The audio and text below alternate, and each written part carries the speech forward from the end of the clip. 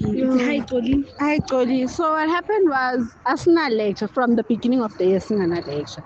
So singana lecture. So today science a letter of complaint, and we were busy going back and forth, knowing ukuthi kwenzakalani. Then babuya githi bathi bafuna attend ama afternoon classes.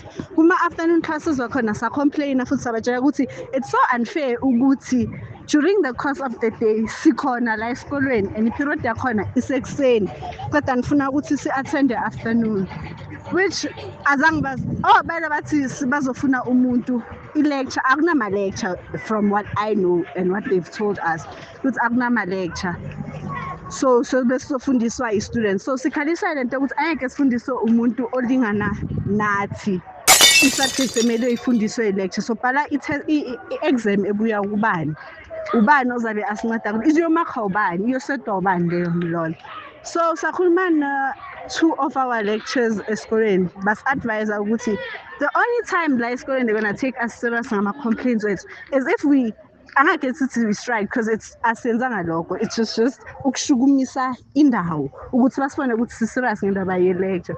So now basixoshe as the whole class, not the whole class, the whole class, ne? Yeah. Basixoshe as a whole class because of bathi we caused the disturbance and izo bazosicharge. But the question is, ku-student lona akunala ibhaliwe ukuthi bazosicharge for causing a disturbance for our own education. So namanje we on our way to i-police station just to know ukuthi as basicoshile and akuna right ukuthi basicoshe because of i-education yethu salela emuva and bafuna ukuthatha nama-student card, but siyalile indaba yokuthi bathatha ama-student card because they don't have a right to it and they don't have stance on doing that nokususpenda. They can't suspend everyone.